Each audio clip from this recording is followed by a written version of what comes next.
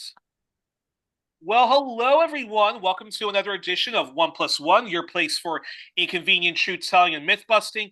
On the program, we return to our All Things Africa edition, our journey across the continents, looking at the history and current affairs of each African nation.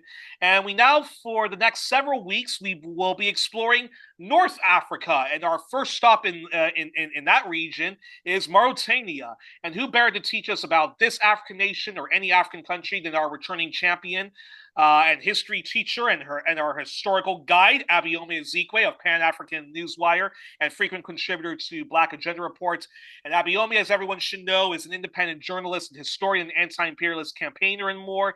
And as always, before we start, a reminder to our audience, please share widely all of One Plus One's content, past and present episodes, our playlists, and help us overcome the far-right algorithms and the dominant monopoly Western corporate state media and pseudo-leftist websites have in the social media world by sharing our content.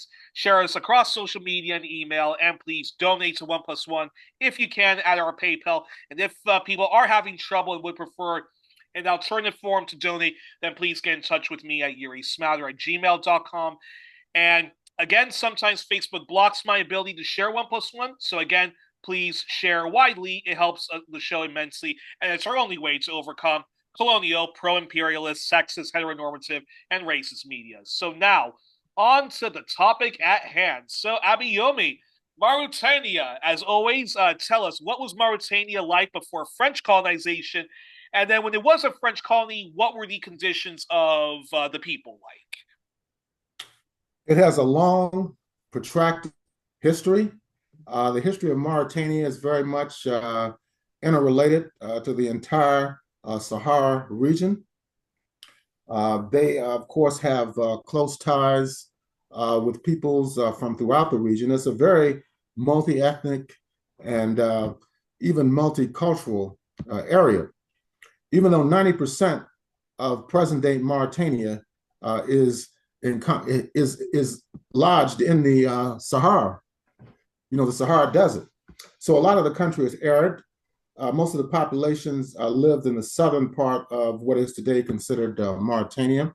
The population, even though it's a vast territory, the territory is like the 11th largest nation state in the African continent and 28th largest nation state internationally.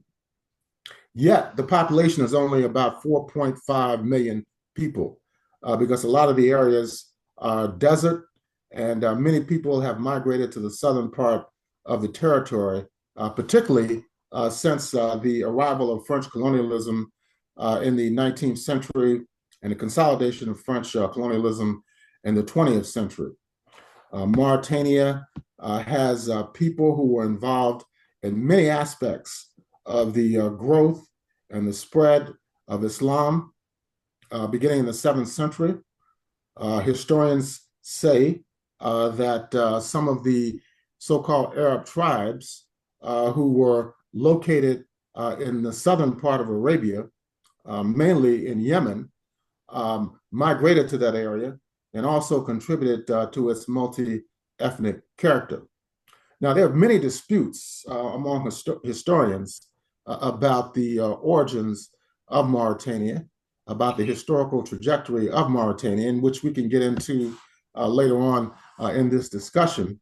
But yes, the country is vast, but it is largely arid, and many of the people live in the southern regions of Mauritania. Yet, it was caught up in many of the transitional processes that developed in the area, particularly after the 7th century. Now, before the 7th century, people who have been characterized as Berbers also played a key role in the population of Mauritania. There was also those who are considered the indigenous African population. People such as the Soninke and the Wolof also have had a presence there. During the period of the ancient Ghana Empire, parts of Mauritania were part of that political and historical construct as well. There were people in Mauritania who were part of the jihadist movements among the so-called Arabs. the Moors as well, the Almoravids, who in the period starting in the 11th century, uh, even went as far north into the Iberian Peninsula. And they were able to take control of the Iberian Peninsula for several centuries. And we've heard a lot about that in terms of the Moorish conquest of Southern Europe. Yes. And it's quite an interesting period in history. It's a period in history which many Europeans deny or prefer not to examine, because that means that dark-skinned people, whether they were indigenous Africans, Arabs, Berbers, Almoravids, and so forth, ruled that area and contributed to its historical development in terms of architecture, religion, and so forth. So it has a very, very interesting history. And the Sahara, even at one point, had been a fertile area. But as a result of various factors, agricultural production, human settlement movements, of course, became very arid. And that, of course, has had an impact even on the modern politics of Mauritania. So the country was colonized by the French beginning in the late 19th century. They became part of the entire French West Africa construct. And during that period, there was a continued movement of people throughout the country of what is today considered Mauritania. You had the repopulation of people such as the Soninke and the Wolof and other groups into the southern part of the country. They were utilized by the French colonial forces as intermediary groups. A lot of them had been schooled in the French language and customs, and therefore they were placed in positions of authority, such as clerks and administrators and educators. So this is what happened beginning in the late 19th century. The French began to consolidate their colonial rule there beginning around 1902. But there was tremendous resistance to the French presence in Mauritania. Several wars were fought, and this created conflict between the various ethnic groups and population groups, those who were co-opted by the French and those who continued to resist the French. The French set up Mauritania as a protectorate around 1902. And then eventually in 1912, after they had squashed the armed resistance of some of the groups in Mauritania, they turned Mauritania into a colony of France after 1912. But the resistance continued. They were never able to fully subdue the people there, even all the way into the period of the 1950s. There were mass movements that developed, and as a result of that, they were granted independence in 1960, around the same time that Senegal and other African states who had been controlled by France were granted independence as well. So it has a tremendous history of resistance, and prior to that, historical development. And of course, leading into the modern period after World War II, a period of independence, politics, and also contradictions and conflicts and tensions after 1960, leading into the modern period. Just quickly, before we talk about how Mauritania became an independent and their first leader when he became independent, what were some of the conditions of the people like under French colonialism? They demanded complete submission to their authority. Some groups did submit to French colonial rule, while others never accepted their authority over their peoples.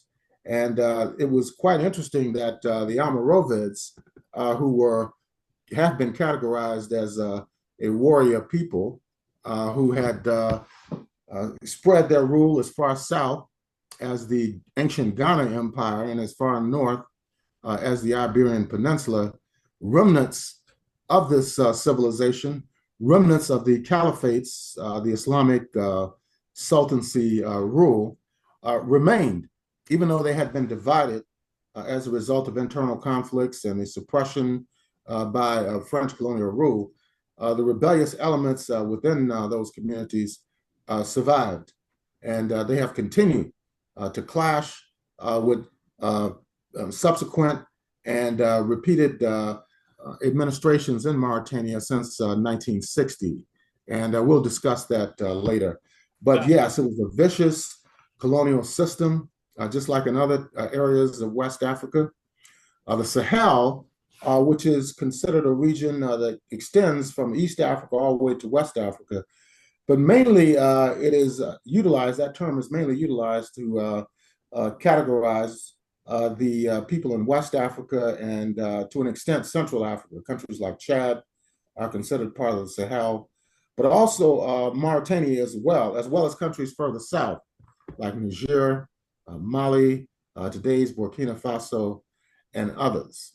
Fascinating. So yes, the country was subjected to the vicious, repressive, and exploitative and racist control of France, even though France did pride itself in being more of a assimilationist or paternalistic form of colonialism.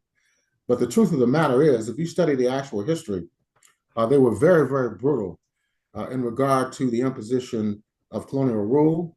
They were involved in the Atlantic slave trade, of course, and we talked about that earlier, establishing colonies principally in the Western Hemisphere.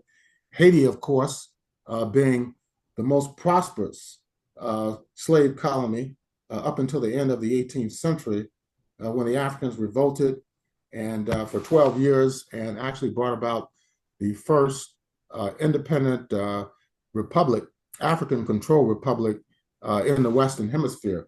And when I say republic, the whole concept of Republican democracy came out of the American War of Separation, and then, of course, the French Revolution. But at the same time, in other parts of the West, like Brazil, for example, there were independent communities that existed. The Quilombos, you can trace them all the way back to about the 17th century. These were Africans who broke away from the Portuguese system of colonialism and enslavement to form their own independent communities. But in Haiti, due to the influence of the French Revolution, the Jacobin movement, they adopted elements which came out of the French Revolution, notions of liberty and so forth, fraternity, yes. But Mauritania is a very, very interesting country, even though the population is relatively small, but its history goes way back, many, many centuries, and the influence of Islam, the ancient Berber civilizations and cultures, the diasporic presence of groups from Yemen. And I just wanted to point out that prior to the rise of Western imperialism, a lot of these areas were not divided as they are today. For example, the division between Western Asia and North Africa and the Horn of Africa, those were divisions that arose as a result of the rise of colonialism and imperialism. The only thing that really separates the Horn of Africa, for example, and countries like Yemen is the Red Sea. So who drew those lines? Who said that everything on the other side of the Red Sea is Asia and everything to the west of the Red Sea is Africa? And they've even divided Africa into North Africa and Sub-Saharan Africa. But these peoples were interrelated. They traveled and intermarried and also built joint civilizations and cultures going back hundreds, if not thousands of years. So we have to get out of the mindset that West Asia and Africa are two separate entities. It depends on how you interpret historical development. I've met people from Yemen yes, who look just like you and I, And I asked them, well, how long have your ancestors been in Yemen?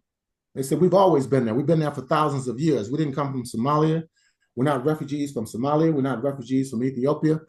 We've been there for thousands of years. So this teaches us that these divisions, these categories that have been created by European imperialism have been imposed, and they're still being utilized to divide people, the oppressed peoples of the world. Fascinating, and that's a perfect segue to this question then. So, how did Mauritania become independent? Was it a peaceful transition or one of violent struggle? And then after answering that, then tell us about Mauritania's early period of independence under the leadership. And of course, I apologize in advance for all the names I'm going to be butchering under the leadership of Mokhtar Ould Dada, who ruled from 1960 to 1978. And what was his socioeconomic legacy to the vast working class of the nation? It's quite interesting. When the country was in the midst of their resistance against French imperialism, they still had political groupings that developed. And the first government that was established in 1960 can be traced back to the political activity of several groups that had arose during the post-World War II period. And it was the consolidation of these groups in 1960, which led to the formation of the Mauritanian People's Party, and of course, led by the MPP. And it's interesting, the first phase of the post-independence period was marked by non-alignment and also very good relations with the People's Republic of China under Mao Zedong between 1960 and 1978. By 1961, between 1961 and 1964, the country's political transition into a one-party state was heavily modeled on other historical developments in other countries. For example, in Guinea and Ghana, which developed one-party states during the early 1960s as well. So yes, during the early phase of their independence struggle, although they're categorized by historians and political scientists as being authoritarian and repressive, they did form a one-party state that was aligned with the non-aligned movement and also the People's Republic of China all the way up to the late 1970s. So then, what were the conditions? Mustafa, yeah, right. Go ahead. Yes. So, what were the conditions that led to the overthrow of Dada, and how do you assess the socioeconomic legacy of the military rulers who have more or less dominated Mauritania even to the present day? But for the moment, tell me your assessment of the socioeconomic legacy of the following: Mustafa Ould Salek, who ruled for, Salik, who ruled from July 10th, 1978 to June 3rd, 1979, and then he stepped down as leader. His successor was Mohammed Mahoud Ould Muli, also of the military, and he was in office from June 3rd, 1979 to January 4th, 1980, until he was ousted in the military coup and succeeded by Mohammed Kunu Ould Halidala. Apologies if I'm butchering his name, who was in office for 4 years, 1980 to 1984, and then he was ousted in a military coup and replaced by Moad Ould Sid'Ahmed Taya. Now, before we go further, just tell us, the audience, and myself, how do you assess the socio-economic legacy of each of these leaders for the mostly working class, working poor of Mauritania? And am I right to assume that most of these military governments governed from the far right and were very right wing in their socioeconomics? Yes, but we need to go back in terms of Mukhtar Ould Dada, because really what brought him down was the Western Sahara question, which we're going to talk about in the next episode. And when the Spanish abandoned what they call the Spanish Sahara as a colony and was willing to grant independence to the Western Sahara, What happened was that Western pressure forced them to cede control of the territories to Mauritania and Morocco. And this was resisted by the Polisario Front, which is a revolutionary political and guerrilla movement that arose demanding full independence for the Western Sahara. They declared themselves as the Sahrawi Arab Democratic Republic, the SADR, during the mid-1970s. And they took up arms. They were supported heavily by Algeria, which is also a neighboring North African countries. And they leveled a lot of defeats against the Mauritanian government during that particular time period. So as a result of that, pressure was leveled against the first head of state in Mauritania, prompting the military coup that took place in 1978 that brought Salah to power. So the struggle for the independence of the Sahrawi Arab Democratic Republic, led by the Polisario Front, is very, very important in regard to the later post-independence history of Mauritania, as well as Morocco, which today still remains a kingdom, one of the few absolute monarchies that exist on the African continent and indeed throughout the world. So we have to keep in mind that the Polisario Front and the struggle for independence in the Western Sahara played a key role in bringing down the first government, and they abandoned their claims on the Western Sahara due to the defeats that was leveled against them by the Polisario Front. So this continued through the successive military regimes that were underway during the late 1970s and also all the way into the mid-1980s. But the military regimes there were quite unstable, and they tried to work on a non-aligned basis in regard to the Western Sahara question. So today, the Kingdom of Morocco are still fighting vigorously on an international level to maintain control of the Western Sahara. And they have tremendous support from the imperialist countries. Unfortunately. And even collaborators within the African Union. Well, we'll get into what happened after 1982 and the split in the Organization of African Unity around the Western Sahara question, which was a very, very momentous and tumultuous period in the history of the Organization of African Unity between 1982 and 1984. Is it safe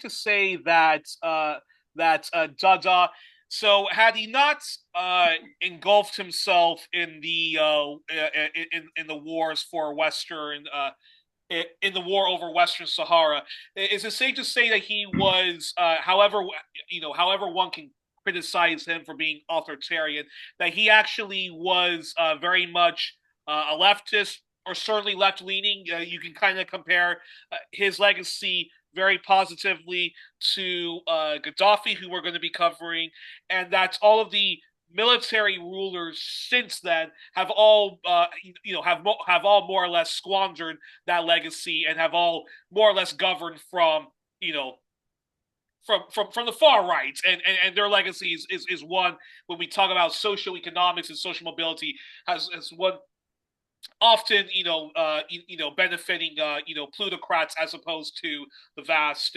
working class folks of Mauritania. Yeah, I would agree with that. Since the late 1970s, the military regimes that took over, and of course the military leaders who took control and then became political leaders who took off their military uniforms and put on suits, they still have attempted to maintain close relations with the Western imperialist countries. And this has been unfortunate, but perhaps due to the small population in Mauritania, its limited resources, and its close proximity to the Kingdom of Morocco, which is still closely allied with the United States and France, this could perhaps explain their continued alliance with the West. But yes, it has been that situation for decades. And it's important to point out that in later years, they even sided with the imperialists during the first Gulf War in 1991, Oh, wow. which is very unfortunate. Yeah, they had gone that far to the right. But prior to that, they had worked with China. They had good relations with Iraq and other countries that were considered anti-imperialist during that particular time period. So then, how do you assess the socioeconomic legacy of Mua old Sid'Ahmed Taya, who, while his background is the military, he associates with a political party that rules and he rules and tolerates, and that's the Republican Party for Democracy and Renewal, and they identify themselves on the right wing spectrum. I believe they even advocate for NATO and the ideology of Atlanticism. So, how do you assess his time in office from the 12th of December in 1984 to August the 3rd, 2005? Yeah, he clearly moved the country much further to the right. Now, under the Ul Dada, his ideology was Islamic socialism, and Islamic socialism. Okay, I've Islamic never heard socialism. that one. The country was called the Islamic Republic of Mauritania. So, within political Islam, you have different currents, and even within Iran itself today, the Islamic Republic of Iran, some of the ideology equates uh, their version or their interpretation of Islam with socialism. They say they're anti-capitalist. You talk to. I was able to meet one of the former Iranian leaders, Ahmadinejad, the president, back in 2010 as well as in 2012. I was invited by the embassy, the United Nations mission in New York to a reception for the former President Ahmadinejad that was held at this lavish hotel in Midtown Manhattan. Yeah. And it wasn't just me, of course. It was numerous activists from the United States, including leftists, people from the MOVE organization in Philadelphia were there. So it was a pretty broad spectrum of the quote U.S. opposition unquote, and he articulated what their position was. What was also interesting at that time, they handed out these documents, which they said proved that their involvement with nuclear technology was purely for civilian scientific purposes. It was not for military purposes. Yes. And that has been the official position of the Islamic Republic of Iran. That may change, considering what happened when the state of Israel as well as the United States bombed them earlier this year. So yes, I think that Mauritania clearly has moved further to the right. And then, of course, what happened in the late 1980s when the conflict between various ethnic groups, the darker complexion Mauritanians began to be targeted. Now, there's several reasons for this.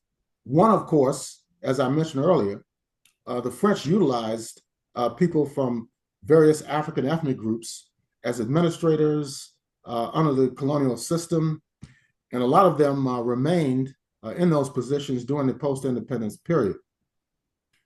And also, there was an expulsion in the late 1980s of people who they consider as Senegalese. And they're not Senegalese because these divisions were brought about as a result of imperialism. So they were claiming that these people were Senegalese and they were dominating certain aspects of the informal economy and even the state. So clashes began to occur, and anywhere between 50 and 75,000 people were expelled from Mauritania. And in Senegal itself, they began to attack merchants and business owners who were Mauritanians, but they were living and working in Senegal. So this was a very unfortunate period during the late 1980s in Senegal and Mauritania. Also, the issue of ongoing slavery in Mauritania has come up periodically since the 1980s. Slavery had been abolished in several periods of Mauritanian history. Under the French, they claimed they were abolishing slavery, even though they imposed their form of colonial slavery on the people. And even up to the current period of the 21st century, there have been executive orders abolishing slavery and so forth. So these are some of the issues that have divided people in Mauritania and also provided an excuse for them to be attacked by people, particularly outside the continent of Africa. Yeah, so it's still, these tensions exist, although under the most recent administration, a lot of those tensions have been resolved, at least for now. So is that what led to Taya's ouster? And how do you assess, in terms of socioeconomics, the legacy then of Eli Ould Mohammed Val and the military who backed him? He was in office August the 3rd, 2005 to April 19, 2007. And after his time in office, he was succeeded by Sidi Ould Cheikh Abdullahi, who only served a year in office, April 2007 to early August 2008.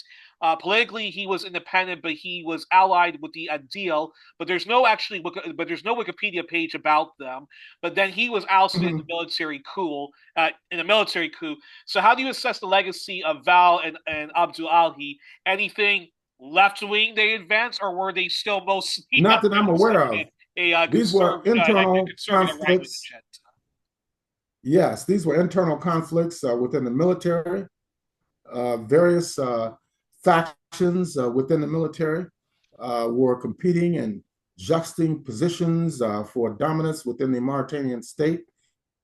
And this had a lot to do with the economic crisis that was periodic inside the country, and it led to the rise of Mohamed Ould Ghazouani, who still remains in power today. He's been elected twice as the head of state in Mauritania, but it still has not, although the political situation there seems to have been stabilized somewhat, the economy still has not improved to the extent that the Mauritanians would like. And that has been an ongoing problem inside the country. Yeah, and then he was recently re-elected in 2024, Ghazouani. Yeah. Yes, and we're going to get into him in a bit. And then from August 2000, and then from August 2008 to from August 2008 to April 2009, Mohamed Ould Abdelaziz, backed by the military, is in office for a brief period, 2009, between April and then sometime in August. Bamidou Ambari is in office, backed formally by a right-wing far-right party, the Union for the Republic, which dissolved in 2022 and has come back again as the Equity Party. And they are members of Centrist Democrat International, which used to be called Christian Democrat International before 1999, and it was known as the Christian Democrat and People's Parties International. Very right-wing organization, no beating around the bush. Many Western European and Nordic center-right parties, Christian Democratic ones, are in there. Other notable members include Fine Gael of Ireland, far-right Venezuelan parties, New Democracy of Greece, Germany's Christian Union, Belgian CDU, and the Flemish Party, Christian Democratic Flemish Party, and numerous right-leaning to far-right Latin American parties like the PAN of Mexico, Kateb Falang of Lebanon, and Spain's dominant right-wing party, the People's Party, and Portugal's Portuguese Social Democratic Party. But don't be misled by name; it's a right-wing party, and others are members of that. So Abayomi, tell us about this period in Mauritania before we talk about. Talk to us about this period of time before we talk about 2009 to 2019. Well, yes, the military rule of Ould Taha and the others were characterized, by right-wing shifts, I mentioned the backing of the Iraq War in 1991, which was a major step. Here you have one country that has a large,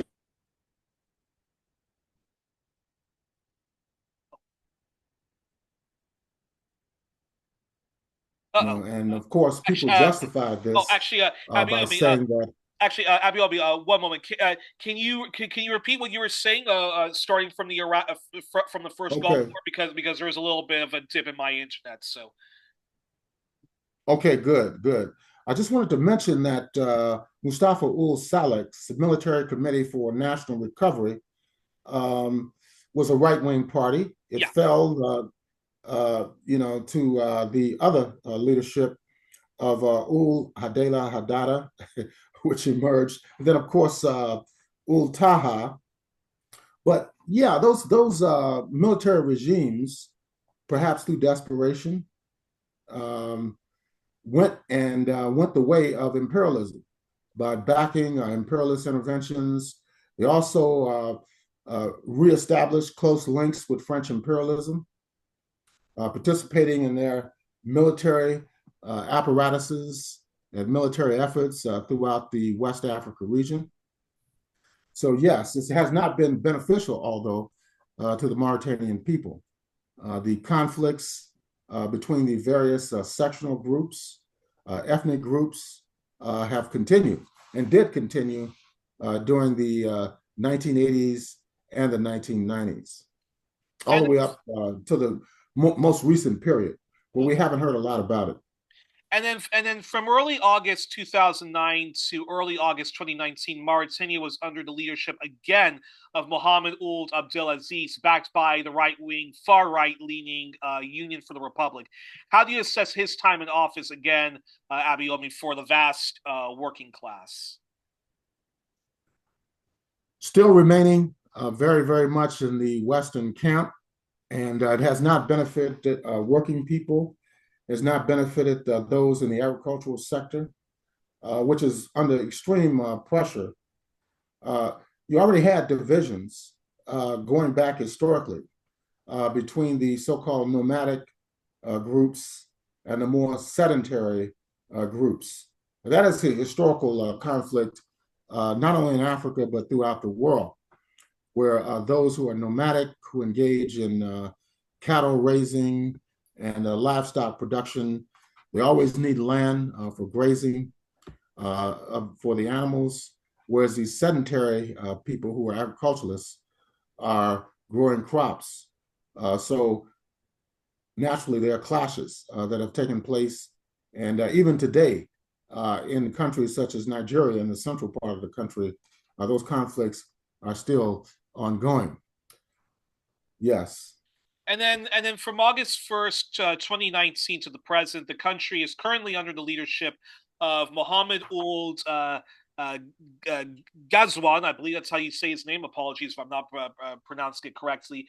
Who was backed Mm-hmm. again by the Union for the Republic, which dissolved itself in 2020 and is now the Equity Party, which is very right wing. How do you assess his time in office so far? Mm-hmm. Well, yes, there was a coup in 2008.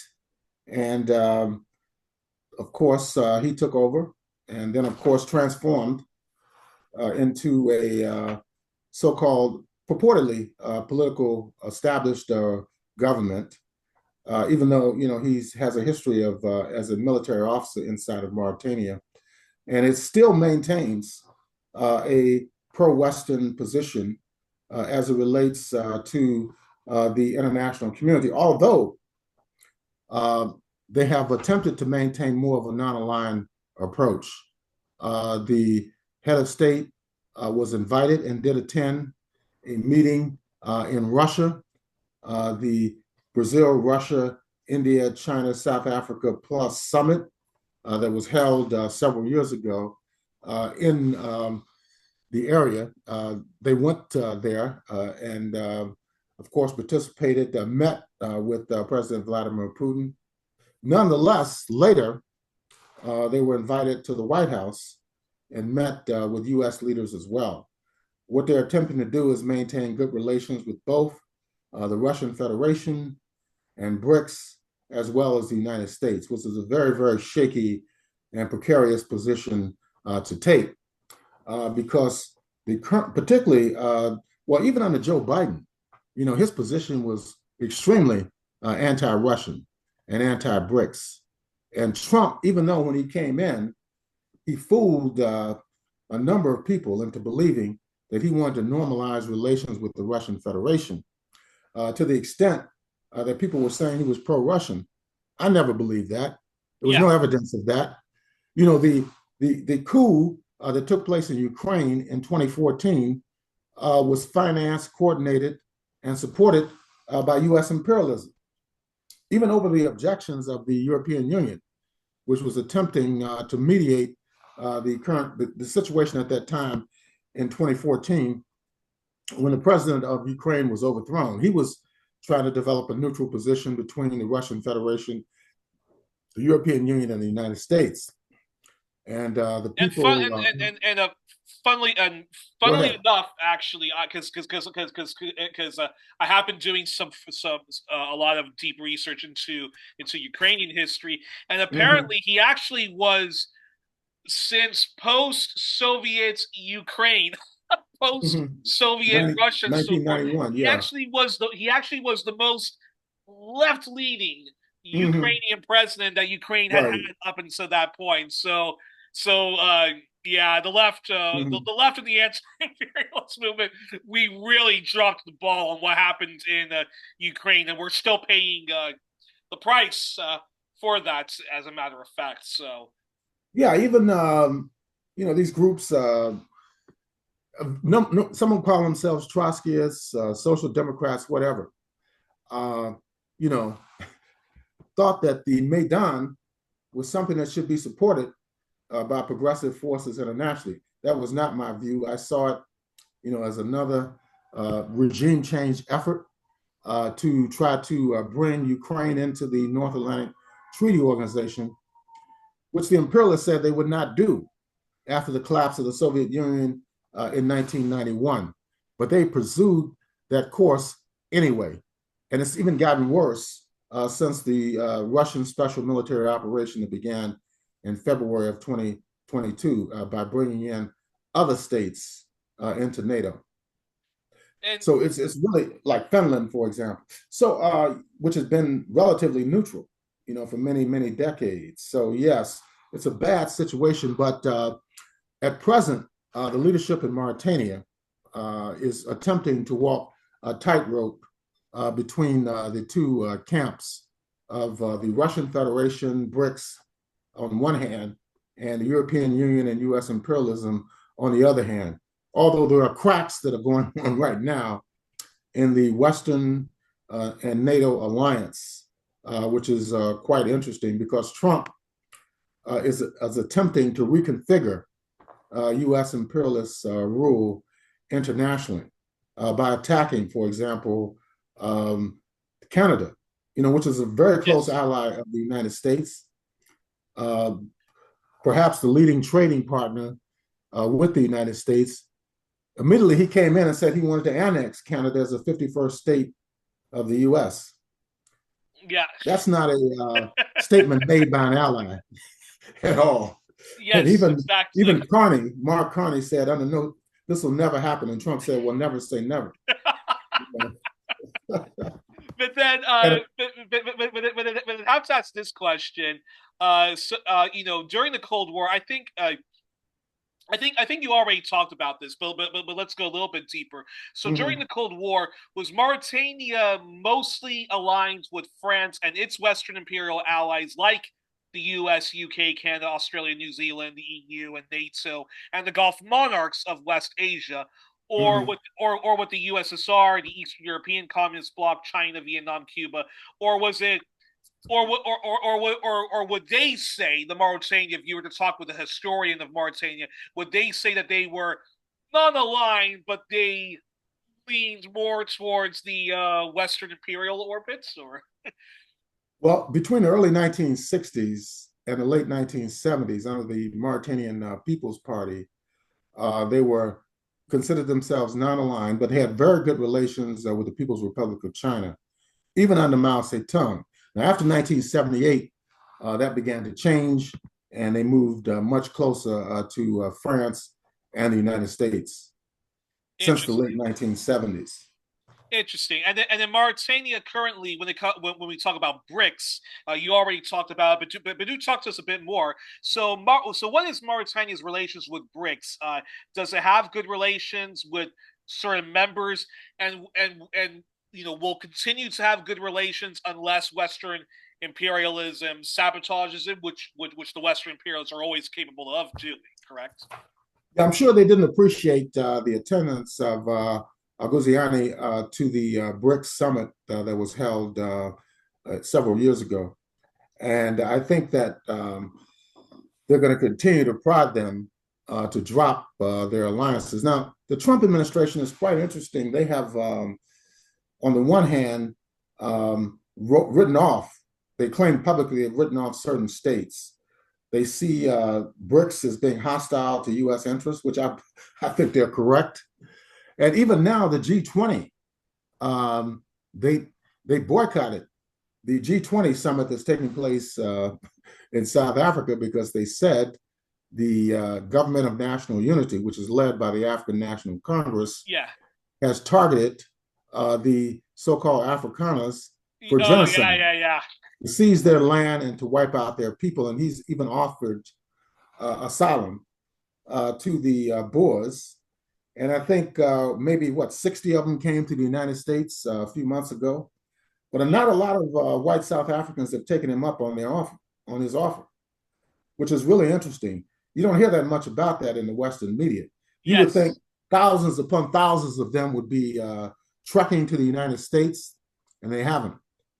So it would be interesting to even interview some of the few dozen people who did come here earlier this year and see how they're doing. What type of jobs do they have?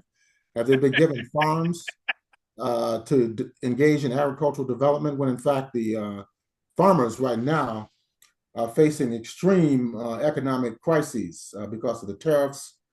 The head of the National Black Farmers Association, John Boyd Jr., earlier this year said he's trying to contact the White House because he had met, with every U.S. president since the days of Jimmy Carter, and they wouldn't return his phone call. This was several months ago. I don't know if they've returned it yet, but he rose a lot of soybeans, which he sold to China.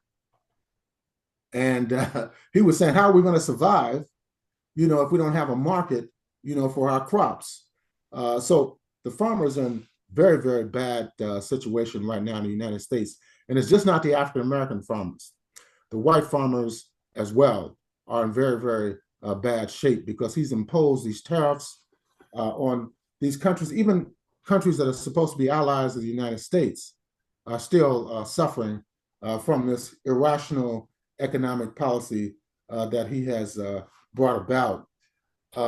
Yesterday, the stock market went down like 700-800 points on Wall Street, and they're attributing that to other interests that have been in crisis. But they've been propping up the stock market for several months, and some people theorize that it is because the so-called Magnificent Seven, the so-called tech bros, have been buying each other's stocks to drive up the prices of stocks in order to keep Wall Street appearing to be healthy. But how could it be healthy?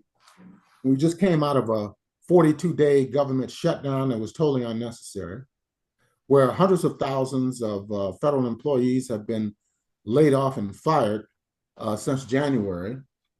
Now, they talk about the federal employees that have gone back to work as a result of the ending of the government shutdown, but they're not even talking about the people, the hundreds of thousands of federal workers that have been systematically fired over the last 10 months, almost 10 months, by the Trump administration and his Department of Government Efficiency that was formerly headed by Elon Musk. It's doing a lot of damage, not only to people in the United States, but also internationally. So looking forward, even the so-called tech bros who are making all this money and who are being championed as the wave of the future in terms of capitalist economics, this all could collapse. We've seen it before. Look what happened in the early 2000s with the so-called dot-com boom. People were Yes. making a lot of money and it just crashed in 2000, even under Bill Clinton. And then you had the collapse of companies like Enron, for example, which was a multi-billion-dollar company, and they completely collapsed. It was looted, by the top executives who could see that the collapse was imminent, and the people who worked for them, for example, had to buy stock in the company for their pensions. So they not only did they lose their jobs, they also lost their pensions, hundreds of thousands of dollars in pensions, which they thought would be secure for their retirement. And we saw it in 2007 and 2008 with the mortgage collapse, which had worldwide implications in the so-called Great Recession, which the United States still has not recovered from. The recovery to which existed, it's been based upon low wages. That's what it's been based upon, maintaining, freezing wages, or even lowering real wages in the United States. Yeah, and this problem is impacting the entire capitalist world, particularly in Europe. Yeah, exactly. Look at what's happening in Britain right now. Exactly. Yeah. No. And England as well. That's that housing market bubble and people being sold predatory, dodgy loans from the bankers who purposely misled them, and as a result of that, we're still in endless austerity and somehow endless, militarism. And actually, that's actually a perfect segue into this question about Mauritania. This is my second to last question then, is what's been Mauritania's response to the African Spring and mostly rebellions against French imperialism, mainly in West Africa and its neighbors? And I wasn't going to ask this question, but actually, I have to ask, what was also Mauritania's response to the Arab Spring, which actually was, again, in North Africa, Tunisia, Egypt? I don't consider Libya to be part of that, but for the sake of argument, let's put Libya in there. And then, of course, the destruction of the Syrian Arab Republic and replacing that with a far right puppet in the form of Al Jani. So what was Mauritania's response to that, and what's been its response to the recent wave of anti-French imperialist waves that's going on in West Africa and its own neighbors? Because Mauritania is literally right next door to Mali, Senegal, Burkina Faso, and so forth. So I'm very curious your response on that. Yes, and they attempted to maintain a neutral position during 2010, late 2010, 2011, when the so-called Arab Spring occurred in Tunisia, where it erupted to the extent of running out the longtime president of Tunisia, and then later erupting in Egypt, which led to the resignation of Hosni Mubarak and the installation of yet another military government. And a right leaning one, that's and the rise of the Muslim Brotherhood for 1 year. And then they were overthrown at the aegis of the Egyptian military. The current president of Egypt, Abdel Fattah al-Sisi, still remains within the Western camp. He does. There's no question about it. He took off his field marshal uniform and put on a, very expensive suit, and he has maintained control there since 2012, because the Mubarak collapsed in 2011. You had actually 2013, because he collapsed in 2011, and there was ongoing military rule for another year. Elections were held in 2012, which brought the Muslim Brotherhood, the Ikhwan Muslimin, to power, and they only lasted for a year. And then, of course, al-Sisi led a coup and they have been in power since that particular time period. Now, in regard to Libya, they attempted to frame the counter-revolution in Libya within the context of the so-called Arab Spring, Yeah. which was absurd, in my opinion, and absolutely outrageous, because it was the imperialists that engineered that whole counter-revolution against the Gaddafi government and the Jamaahiriya in Libya, which started in 2011, February of 2011. And the fact that the Libyan military was able to beat back the rebels, many of whom were not even Libyans. A lot of them came from Qatar. And then it was announced in the New York Times during that particular time period that the US had authorized several hundred Central Intelligence agents to enter Libya to assist, supposedly, in the protection of the Libyan people. But there was no threat in Benghazi of some type of genocidal onslaught against these rebel interests. So when their operation in an attempt to destabilize the Jamaahiriya did not work, in March, they rammed a resolution, two resolutions, I believe it was 1980 and 1983, through the UN Security Council, even tricked countries like Nigeria, for example, the Republic of South Africa, unfortunately, under Jacob Zuma, and Chad, I believe, into voting for these resolutions, which ostensibly established a, quote, no-fly zone, unquote, and an arms embargo against Libya. And we know what those things mean, what they meant, that authorized the Pentagon and its allies to go in and engage in blanket bombing of Libya. So Mauritania, during this particular time period, attempted to maintain a neutral position.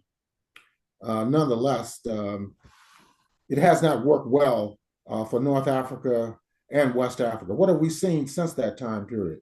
We've seen the rise of these jihadist groups, many of whom people speculate, and there's evidence to suggest that they're backed by US imperialism. We know what happened in Mali earlier this year, where it was uncovered that Ukraine, which is being propped up by the United States, the European Union, and Britain, provided intelligence and arms to rebel groups in northern Mali. And this caused a diplomatic break between the Malian government and other groups in the region with Ukraine. So yes, they're still at it. They're still trying to dominate the entire Sahel region. Now, in terms of France, Mauritania was a part of the so-called Sahel G5, which was a pro-French, French-armed and coordinated military alliance. There's also another one called Operation Berkane. Both of them have collapsed since the developments in Mali, particularly Burkina Faso and Niger, because they withdrew from the Sahel G5, and they also withdrew from Operation Berkane, which only left who? It left Mauritania, but they could not sustain that type of alliance on a military level with France. So that collapsed. No. Go ahead. Go ahead. No, I was just saying that the French neocolonial project has been in crisis. And they also targeted the United States as well, asking that the US withdraw their drone bases, the 1,000 troops that were there in Niger. And now, though, in Mali, the US is trying to sneak back in. They just had meetings. They sent a team from the State Department and probably intelligence as well to Mali several months ago to discuss cooperation in terms of security and intelligence. Also, but mostly Mauritania has kept. So when it comes to everything that's been happening, all of the upheavals that's been happening in yes, West Africa, Mauritania has more or less, even though they are very much aligned pro-French, with French pro-Western. imperialism and so forth, but they prefer to keep a very strict neutrality tone when it comes to all of the upheavals that's happening in West Africa. As far as we know, As far as we know, that is their position, and that's a reasonable position on their part because their population is, as I said, 4.5 million people. The economy is not that strong. So for them to get involved in these counterinsurgency operations and a closer alliance with France and the United States would not be advisable. However, we'll see what actually happens in the next few months. Interesting. And given that Mauritania has been under control of basically right-leaning, far-right military juntas, or Western puppets and those who advocate policies that mostly benefit a very small elite, not the vast working class. I then do have to ask this question: does Mauritania have a strong left-wing movement? And any final thoughts you want to share about how, if the nation really wanted to overcome the scourge of extreme poverty and all the terrible ills that comes with it, that the only real way is through, African socialism, Pan-Africanist leftism, and given its north, and given it is in North Africa with a large Arab population, I guess we would also have to include pan-Middle Easternism, leftism as well, and that's correct. Very curious. Yes, very interesting question. In terms of left-wing orientation in Mauritania right now, I don't see any real strong movement in that direction. Not at all. And the thing is, as well, is that with the instability that exists right now in terms of the war that's being waged in Eastern Europe, and the growing hostility between the United States and the People's Republic of China, I believe they view themselves continually as being non-aligned. As I said, they did attend the BRICS summit that was held in the Russian Federation last year. And nonetheless, they did visit the White House as well. So they want to maintain good relations with Washington, Moscow, as well as Paris. Now, how this is going to play out remains to be seen. They have been able, according to reports, to wipe out the presence of the jihadists in Mauritania. But we don't know if that's something that's permanent or whether they could sick those people back on people in Mauritania in an effort to further destabilize the West Africa and North Africa region. We'll have to see exactly what happens. And does the opposition in Mauritania? So here's an interesting question, because I thought that was very interesting what you were saying about how the first leader of Mauritania believed in Islamic socialism, and Yes. you were talking about meeting with leaders and opposition leaders of the Islamic Republic of of Iran, and how there are some who also express ideas of Islamic socialism. So I thought that was interesting. Mm-hmm. And Mm-hmm. is it safe to say that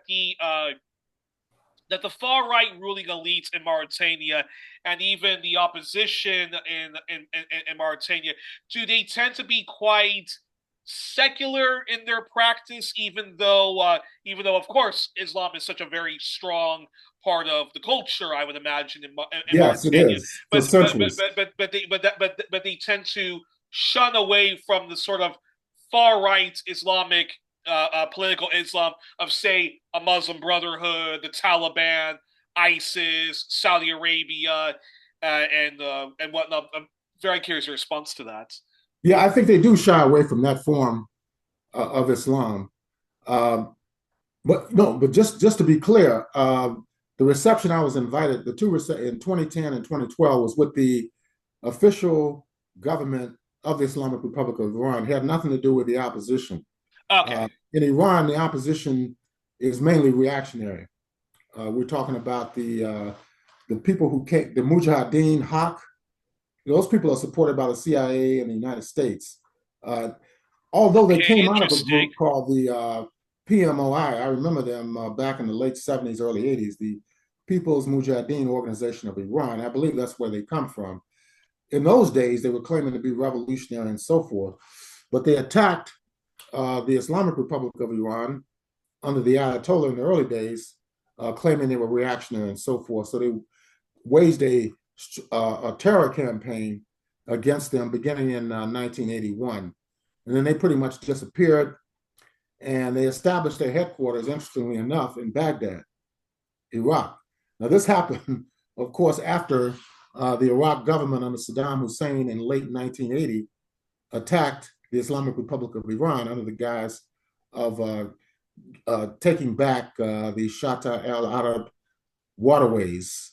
Yes, the very brutal Iran-Iraq war. Yeah. It lasted for 8 years. Hundreds of thousands of people were killed, if not more. And when it ended, Iraq did not prevail at all. And tactically, during that particular time period, the U.S. supported Iraq, although they did cut a deal with the Islamic Republic of Iran as well, in order to gain funds, in exchange for the money that they had frozen here, which was there under the Shah. And when the Ayatollah took over and the Islamic Republic of Iran came to power in 1979, they released some of those funds and used those funds to fund the so-called Contras in Nicaragua, who were U.S.-backed rebel forces fighting to overthrow the FSLN in Nicaragua. Oh, no, the Sandinistas Nicaragua. The Contras were the far right counter-revolutionary to overthrow the Sandinistas in Nicaragua. But the FMLN, that's El Salvador. The FMLN was El Salvador, right? Yes. Yeah, right. So, and now the FSLN is back in power. Have been for some time. But they too were brought down through an election that was largely engineered by the United States in 1990. But they eventually came back to power, and they're still under fire right now by U.S. imperialism. Nicaragua is, Cuba, Venezuela, Colombia, and even Brazil now.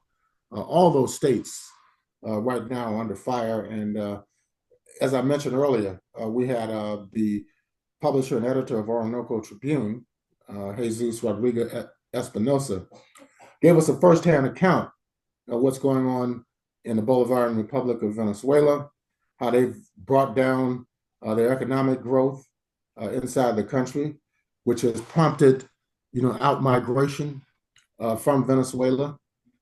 Yet these same Venezuelans who they had encouraged to leave Venezuela and come to the United States, since Trump has been in office, a lot of them have been arrested. They've been sent to El Salvador and put in that maximum security torture chamber. And right now under Bukele, who's very far right in his. Yeah, he came here and met with Trump. Remember, it's horrible.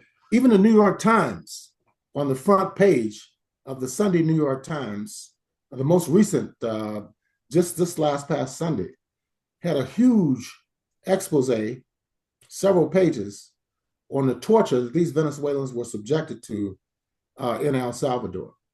Wow. So it shows that currently the U.S. administration has no consistent policy. Even the case of Kilmar Obrega Garcia, who they had sent down to El Salvador for no reason. Now, what helped him was that he was an apprentice in the sheet metal workers union in the United States, skilled trades union. And they actually rose up and gave political support to him to get him out of that maximum security torture chamber in El Salvador. In fact, they led, was interesting. These people are not leftists, the sheet metal workers union, but they came out to May Day here in Detroit, in the spring, and led the May Day demonstration in Detroit between Roosevelt Park and the Federal Building. It was quite a sight to be seen, but it was able to get him out, but they're still harassing him. They wanted to send him to Eswatini, to one of those maximum security prisons that Trump has arranged with these reactionary African governments. He didn't want to go there. They're contemplating sending him to South Sudan, possibly to Ghana, but he's still, in the United States, as far as I know. And a legal and political battle to keep him from being deported is still ongoing. But they But have been deporting a lot of people. didn't going back to Mauritania Yes. and as we close, but didn't Mauritania, when there was uh, dare I call him, the color revolutions and the whole restructuring Mm-hmm. of who rules power in Egypt, Tunisia, Algeria, and then Syria and Libya.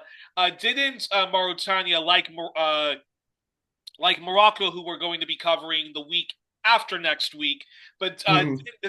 during the current leadership of Mauritania, make some kind of reforms and also reversed a lot of of illegal slavery that was going on in order to make sure that the population didn't you know rise and the West didn't see some kind of an excuse to just oust him and replace him with yet another Western puppet. I'm very curious your response to that. Yeah, the current government has stated that they have to eliminate, these backward reactionary practices, which were inherited, from the so-called Middle Ages, uh, in order to avoid further internal conflict in terms of what happened, for example, during the late 1980s when there were fighting that erupted in Mauritania and extended into Senegal. So they realized they have to make those reforms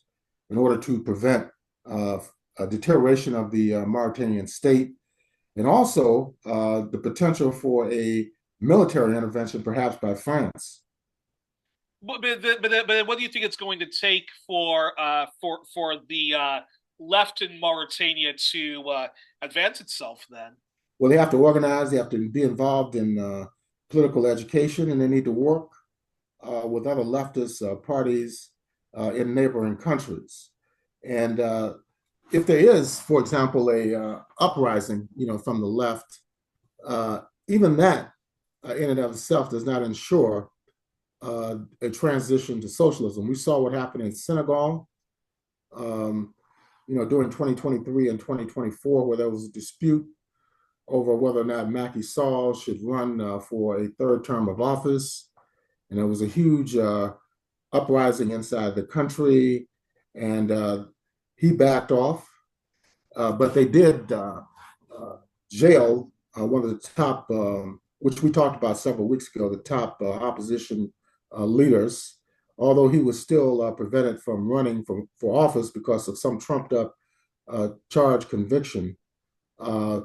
President Faye is in charge right now. He came in with a mandate to make sweeping reforms. It's a Pan-Africanist organization that he and Sonko had headed. Nonetheless, when he got in office, he did not join the Alliance of Sahel States, and he did go and meet with French President Emmanuel Macron. So it's going to take a lot more than just a rebellion, although that's important, and even strikes. What happens during the transitional process from direct neocolonial rule to something that is non-capitalist or socialist oriented? It's not an easy task. And we see right now in the AES states that tremendous pressure is being brought to bear on them. In Mali right now, they have these rebels and jihadists who are being supported by the West have imposed a fuel blockade with even on the capital in the south of Bamako. And people cannot get fuel inside the country. So it's a very, very, serious situation. I don't trust the Trump administration sending this delegation there, saying they're concerned, they want to help out. They're also interested in the mineral resources that exist in Mali. That's very, very important to them. So they have a carrot and stick approach. On the one hand, they'll say, yeah, we'll kill you, we'll smash you. Then at the same time, they'll say, well, we want to help you out in terms of security, and we want to cut a deal with you for access to your natural resources. So it's really an amazing situation that's taking place. Incredible. Well, here's hoping Mauritania has its own genuine people power revolution in the in the very near future. But again, all goes back to you have to have a multi level strategy in order to fight Western imperialism and so forth. So Yeah, and I believe they have to unite with Senegal and the other countries in the Sahel to really bring about any type of revolutionary transition. The population of the country is about 4.5 million people, and they're definitely going to. And the fact that a lot of the country is arid, possibly up to 90% um, is, and 90% of the people live in Nouakchott, the capital, which was only made the capital after independence from France.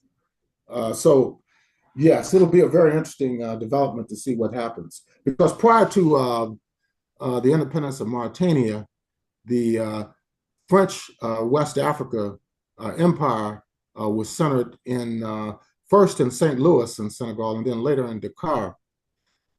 So these territories have been very, very important in regard to the history of colonialism and neocolonialism, and even prior to that, as it relates to the Atlantic slave trade, because Senegal was a major hub, along with Gorée Island off the coast, for the Atlantic slave trade for several centuries. fascinating. Well, on that note, we were joined on this edition of One Plus One, our All Things Africa edition, with our always brilliant returning champion, the historian and journalist and Pan-Africanist leftist and anti-imperialist, and friends of all people power movements, Abayomi Azikiwe of Pan-African Newswire and Black Agenda Report. Subscribe to both outlets and donate generously to them. And please, folks, share widely all of One Plus One's content. Donate generously if you can. And the next country we'll be exploring is Western Sahara. It's a disputed country, but I'm of the opinion that Western Sahara should be independent.